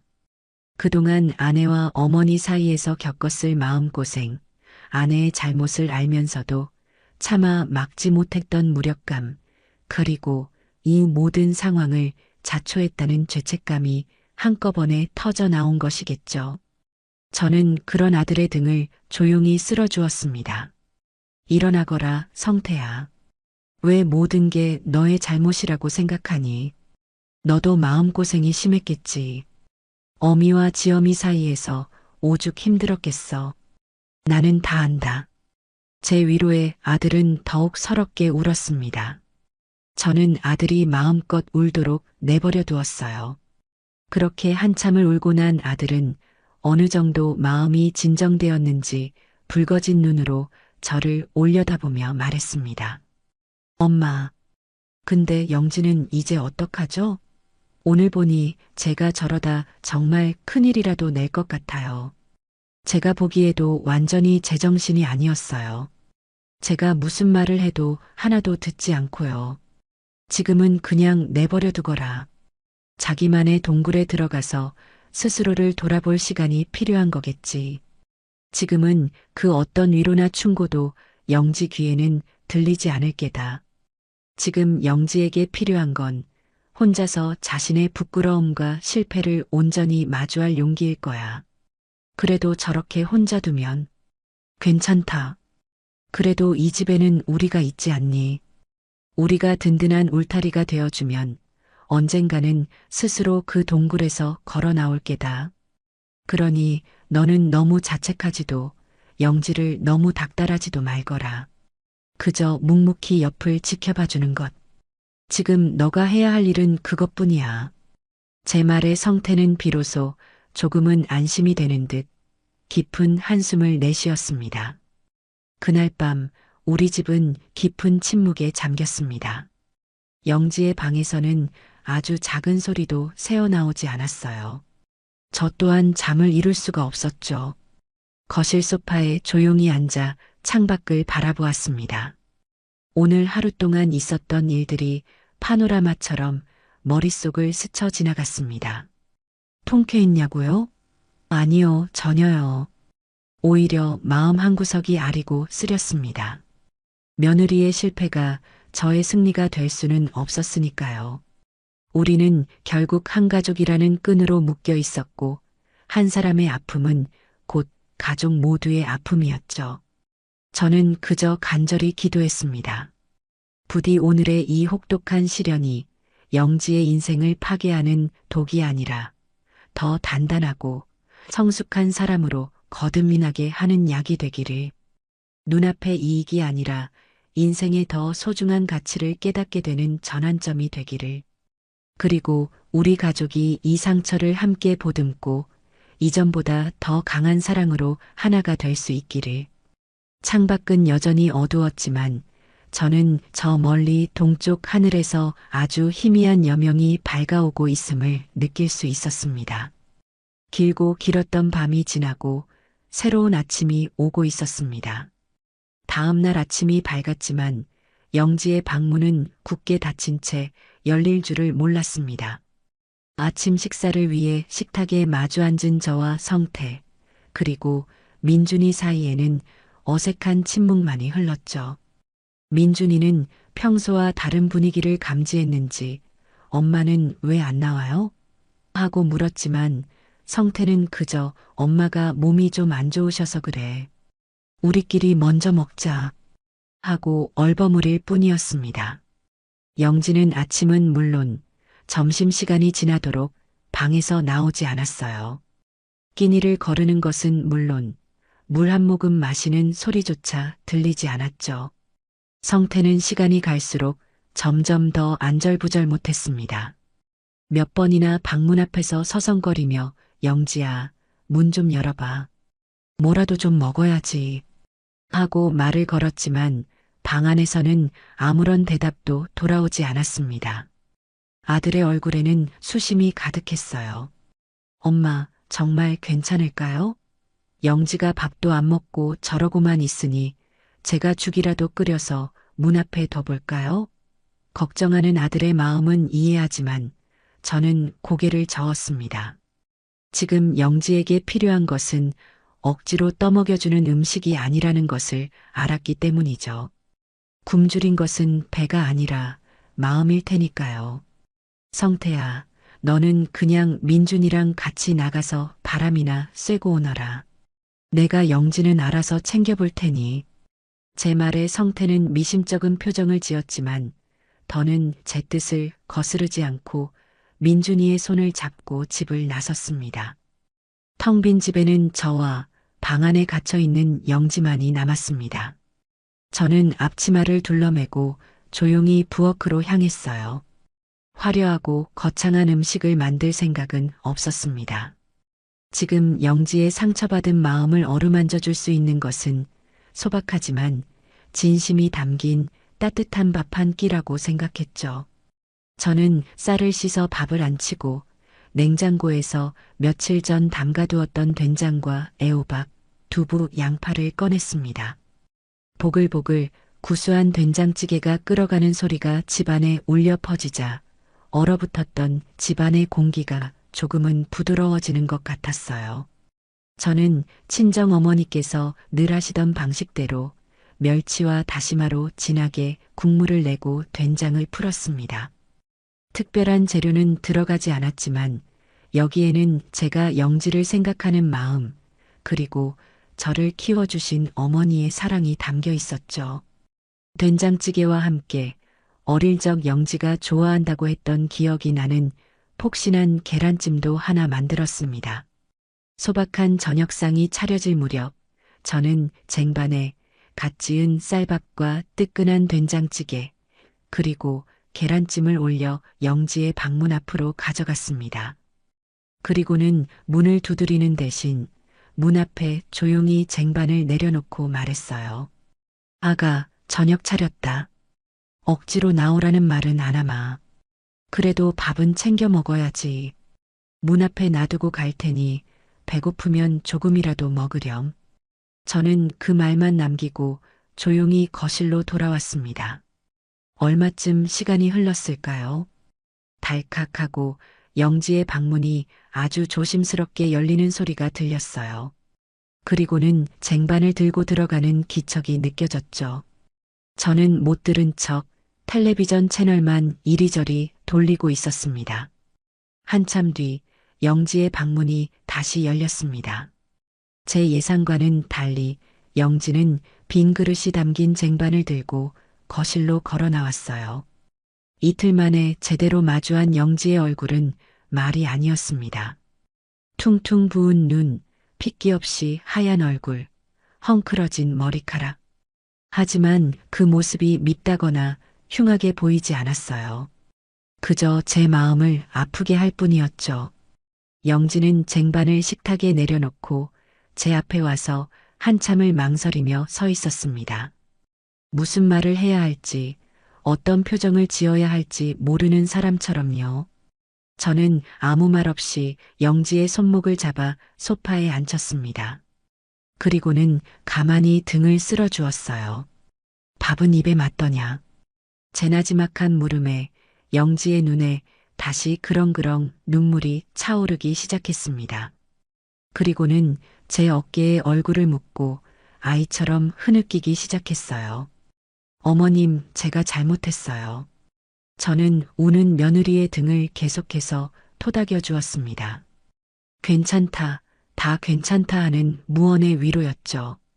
한참을 울어 마음속의 응어리를 조금이나마 쏟아낸 영지가 고개를 들고 붉어진 눈으로 저를 바라보며 힘들게 입을 열었습니다. 저는 그냥 돈을 많이 벌고 싶었어요. 우리 민준이한테 남들 해주는 거 다 해주고 성태 씨 어깨도 펴주고 싶고 어머님한테도 인정받고 싶어서. 근데 방법이 잘못됐다는 걸 알면서도 욕심 때문에 눈이 멀어서. 영지는 처음으로 자신의 속마음을 솔직하게 털어놓았습니다. 돈에 대한 집착 뒤에 숨겨져 있던 인정받고 싶은 욕구, 가족을 위하고 싶었던 서툰 마음을요. 저는 영지의 말을 끝까지 들어주었습니다. 그리고는 조용히 말했죠. 아가, 너의 그 마음을 내가 왜 모르겠니? 가족을 위하고 싶은 마음이 나쁜 것은 아니지. 하지만 방법이 중요하단다. 모래 위에 아무리 화려한 성을 지어봤자 파도 한 번에 무너져 내리는 법이야. 정직하게 땀 흘려 쌓아 올린 작은 돌멩이 집이 더 단단하고 오래가는 거란다. 돈을 버는 것도 마찬가지야. 사람의 마음을 얻지 못하고 번 돈은 결국 너를 더 외롭고 힘들게 만들 뿐이야. 제 말에 영지는 아무 대답 없이 고개만 푹 숙이고 눈물만 뚝뚝 흘렸습니다. 저는 자리에서 일어나 안방으로 들어갔어요. 그리고 얼마 뒤 제 손에는 세월의 흔적이 묻어나는 낡은 공책 한 권이 들려 있었습니다. 바로 제 친정 어머니의 요리 비법 노트였죠. 저는 그 노트를 영지의 무릎 위에 조심스럽게 올려놓았습니다. 영지는 의아한 눈으로 저와 노트를 번갈아 쳐다보았어요. 이건 돌아가신 내 친정 어머니께서 평생을 기록하신 요리 노트란다. 나한테는 내 목숨보다 더 소중한 보물 같은 거지. 어머님, 이걸 왜 저한테? 너에게 주고 싶어서. 이 안에는 단순히 음식 만드는 법만 적혀 있는 게 아니야. 음식을 대하는 마음, 손님을 생각하는 정성이 고스란히 담겨 있단다. 음식이란 건 말이다, 아가. 화려한 기술이나 비싼 재료로 만드는 게 아니야. 먹는 사람의 건강과 행복을 바라는 따뜻한 마음으로 만드는 거란다. 너가 정말로 다시 시작하고 싶다면 이 노트가 너에게 좋은 길잡이가 되어줄 게다. 제 말에 영지는 노트를 끌어안고 다시 한번 오열했습니다. 그것은 어제의 절망적인 울음과는 다른 깊은 회한과 감사함이 뒤섞인 눈물이었습니다.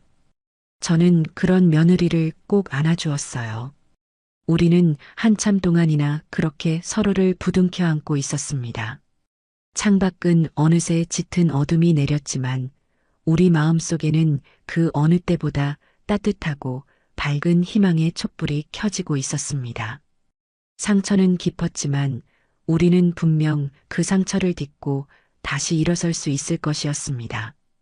그날 밤 깊은 대화와 뜨거운 눈물로 서로의 마음을 확인한 뒤 우리 가족에게는 아주 조심스러운 변화의 바람이 불기 시작했죠. 다음 날 아침 영지는 굳게 닫혔던 방문을 스스로 열고 나왔어요. 밤새 잠을 설친 듯 얼굴은 여전히 부어 있었지만 어제의 공허하고 절망적인 눈빛 대신 무언가 굳게 결심한 듯한 단단함이 어려 있었죠. 식탁에 앉아 저와 성태를 마주한 영지는 숟가락을 들기 전 자리에서 일어나 저희를 향해 깊이 고개를 숙였습니다. 어머님, 그리고 성태 씨, 제가 정말 죽을 죄를 지었어요. 제 어리석은 욕심 때문에 두 사람 마음고생시키고 우리 가족 얼굴에 먹칠을 했어요. 어떤 말로도 제 잘못을 다 씻을 수는 없겠지만 정말 진심으로 사죄드립니다. 죄송합니다. 영지의 목소리는 작았지만 그 안에는 꾸밈 없는 진심이 담겨 있었습니다. 성태는 말없이 일어나 아내의 어깨를 감싸주었고 저는 됐다. 이제라도 알았으면 된 거야. 얼른 앉아서 밥 먹자. 어제 저녁부터 굶어서 배고프겠구나. 하며 영지를 자리에 앉혔습니다. 어색했지만 그 누구도 지난날의 잘못을 탓하거나 원망하지 않았어요. 그저 묵묵히 밥을 먹는 그 시간 속에서 우리는 보이지 않는 용서와 화해를 나누고 있었죠. 그날 오후 영지는 제게 조심스럽게 다가와 어제 제가 걸렀던 낡은 요리 노트를 내밀었습니다. 어머님, 제가 이걸 받아도 될 자격이 있는지 모르겠어요. 너무나 소중한 물건인데. 저는 영지의 손을 잡고 노트를 다시 쥐어주며 말했어요. 자격이 있고 없고가 어디 있겠니? 이제 이건 너의 것이기도 하단다. 대신 이 안에 담긴 우리 어머니의 마음을 잊지 않겠다고 약속해다오. 영지는 눈물을 글썽이며 고개를 힘차게 끄덕였습니다. 그리고 며칠 후 영지는 제게 아주 놀라운 제안을 했습니다. 어머님, 어머님께 요리를 배우고 싶어요. 저 노트에 있는 김밥부터요. 제대로 한번 배워서 제가 망쳐놓았던 것들을 제 손으로 다시 바로잡고 싶어요. 며느리의 그 기특한 말에 저는 마다할 이유가 없었죠. 그 주 주말, 저와 영지는 나란히 앞치마를 두르고 부엌에 섰습니다. 마치 스승과 제자처럼 혹은 다정한 엄마와 딸처럼요. 저는 어머니의 노트에 적힌 대로 가장 기본인 밥 짓는 법부터 차근차근 알려주기 시작했습니다. 쌀을 씻는 법, 물을 맞추는 법, 뜸을 들이는 법.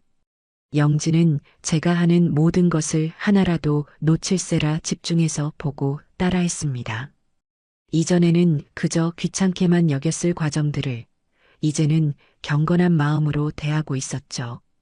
우리는 함께 시금치를 다듬고 당근을 채 썰고 우엉을 졸였습니다. 서툴지만 최선을 다하는 며느리의 모습을 보니 제 마음이 다 흐뭇해졌어요. 어머님, 근데 우엉은 왜 이렇게 오래 졸여야 해요? 그냥 간장에 살짝 볶으면 안 돼요? 그래야 우엉 속까지 맛이 깊게 배고 식감도 쫀득해진단다. 음식은 시간이 만들어주는 맛도 있는 법이야. 조급해하지 말고 기다릴 줄도 알아야 해. 우리는 김밥을 말면서 두런두런 이야기를 나누었습니다. 그동안 서로에게 하지 못했던 사소한 이야기들, 어릴 적 추억, 좋아하는 음식 같은 것들을요. 그러는 동안 저희 사이에 보이지 않던 벽이 스르르 허물어지는 것을 느낄 수 있었어요. 마침내 우리의 첫 번째 합작품인 어머니의 진심 김밥이 완성되었습니다. 6가지 속 재료가 꽉 찬 모양은 조금 삐뚤빼뚤했지만 그 어떤 김밥보다 먹음직스러워 보였죠. 마침 집에 돌아온 성태와 민준이가 그 광경을 보고 깜짝 놀랐습니다. 우와, 엄마랑 할머니가 같이 김밥 만들었어요? 민준이는 신이 나서 소리쳤고 성태는 말없이 저와 영지를 번갈아 보며 감격스러운 미소를 지었죠. 우리 네 식구는 식탁에 둘러앉아 우리가 만든 김밥을 나누어 먹었습니다. 정말 맛있어요. 엄마가 만든 김밥 최고. 민준이의 칭찬에 영지의 얼굴에 오랜만에 환한 웃음꽃이 피었습니다. 그 웃음을 보는 순간 저는 비로소 우리 가족에게 진정한 평화가 찾아왔음을 실감할 수 있었죠. 그날 이후 영지는 완전히 다른 사람이 되었습니다. 매일 저와 함께 요리 노트를 연구하며 새로운 음식을 배우고 동네 어르신들을 만나면 먼저 다가가 싹싹하게 인사를 건넸죠. 축제 때 피해를 보았던 아이 엄마를 직접 찾아가 진심으로 사과하고 병원비를 건네기도 했습니다. 처음에는 냉담했던 그분도 영지의 진심 어린 모습에 결국 마음을 열고 용서해 주었다고 해요. 그리고 얼마 뒤 영지와 성태는 저희 가족의 이름으로 동네에 작은 분식 가게를 열기로 결심했습니다. 거창한 가게가 아니라 동네 사람들이 언제든 편하게 와서 믿고 먹을 수 있는 소박하고 따뜻한 공간을 만들고 싶다고 했죠. 가게 이름은 민준이가 직접 지었어요. 할머니와 엄마의 행복 김밥. 저는 그 이름이 참 마음에 들었습니다. 가게 준비는 소희 양이 자기 일처럼 발벗고 나서서 도와주었어요. 예쁜 간판 디자인부터 효율적인 주방 동선까지 소희 양의 도움이 없었다면 훨씬 더 힘들었을 겁니다. 우리 정직한 먹거리 연대 동지들도 모두 찾아와 진심으로 축하해주고 응원해 주었죠. 가게가 문을 여는 날, 저는 하얀 조리사복을 단정하게 차려입은 며느리의 모습을 보며 조용히 눈물을 훔쳤습니다. 실패의 잿더미 속에서 며느리는 이전보다 훨씬 더 아름답고 단단한 사람으로 다시 태어난 겁니다. 이제 영지는 더 이상 돈을 쫓아 불안하게 달리는 사람이 아니었어요. 정직한 땀의 가치를 알고 사람들과의 신뢰를 소중히 여기며 자신의 일에 자부심을 느끼는 진짜 사장님이 되어 있었죠. 가게는 금세 입소문이 나서 동네의 명물이 되었습니다. 사람들은 맛있는 음식뿐만 아니라 그 안에 담긴 따뜻한 이야기를 사랑해 주었죠. 저는 이제 가게의 가장 든든한 지원군이자 가끔은 일손을 거들어주는 행복한 할머니가 되었습니다. 부엌에서 며느리와 나란히 서서 김밥을 말고 있노라면 저는 문득 돌아가신 친정어머니께서 하늘에서 저를 보며 흐뭇하게 웃고 계실 거라는 생각을 하곤 합니다. 비 온 뒤에 땅이 굳는다는 옛말처럼 우리 가족은 아픈 시련을 겪고 나서야 비로소 진정한 행복의 의미를 깨닫게 되었습니다. 이제 우리 할머니와 엄마의 행복 김밥 가게에서는 매일 고소한 참기름 냄새와 함께 사람들의 즐거운 웃음소리가 끊이지 않을 겁니다. 않을 겁니다. 않을 겁니다. 않을 겁니다. 않을 겁니다. 않을 겁니다. 않을 겁니다. 않을 겁니다.